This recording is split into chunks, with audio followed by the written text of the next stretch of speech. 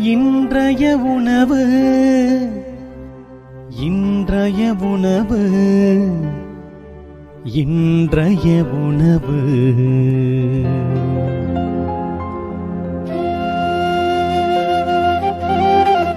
நற்செய்தி வழங்குபவர் தந்தை நிர்மல் ராஜ்.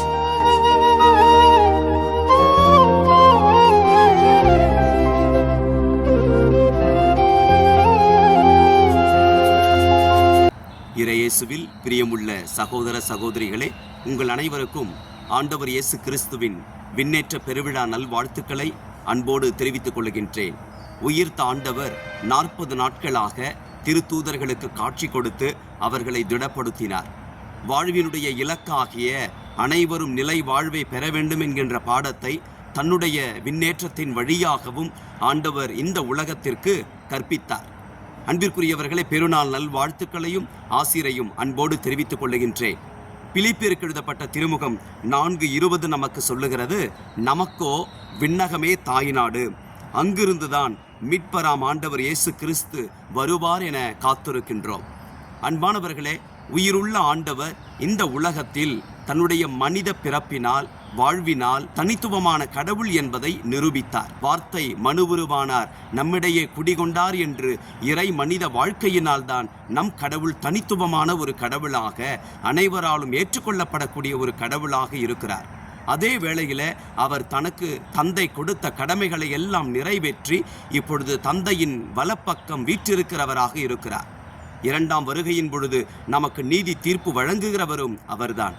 அன்பிற்குரியவர்களே, ஆகையினால் ஆண்டவருடைய விண்ணக மன்னக வாழ்வு நமக்கு தரக்கூடிய பாடம், நாமும் ஒரு நாள் இந்த குறுகிய மன்னக வாழ்க்கையை பயன்படுத்தி விண்ணக வீட்டை அடைவதுதான். ஆண்டவர் இயேசு விண்ணேற்றம் அடைந்த பொழுது சீடர்களை பெத்தானியா வரை அழைத்துச் சென்று தம் கைகளை உயர்த்தி அவர்களுக்கு ஆசி வழங்கினார்.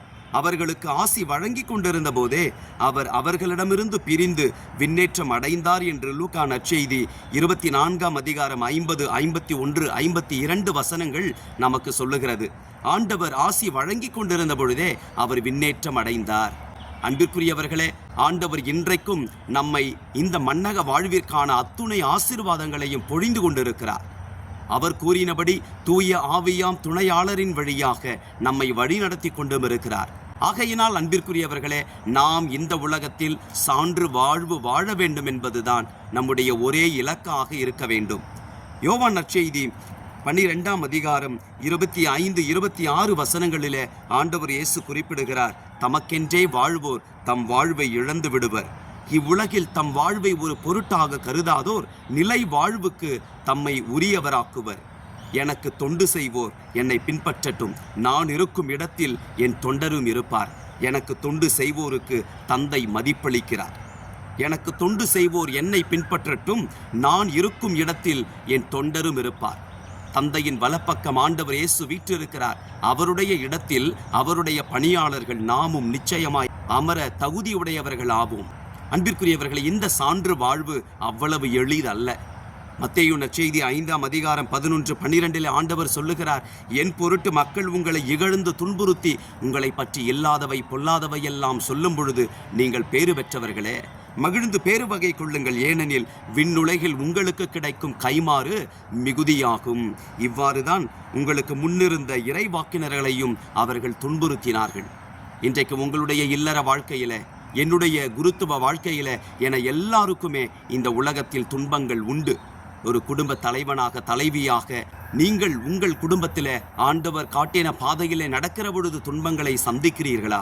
உங்களுடைய சொந்த பிள்ளைகளாலே, பெற்றோர்களாலே, உடன் பிறப்புகளாலேயே நீங்கள் உண்மைக்காக, நீதிக்காக, நேர்மைக்காக, உண்மையான அன்பிற்காக நீங்கள் புறக்கணிக்கப்படுகிறீர்களா?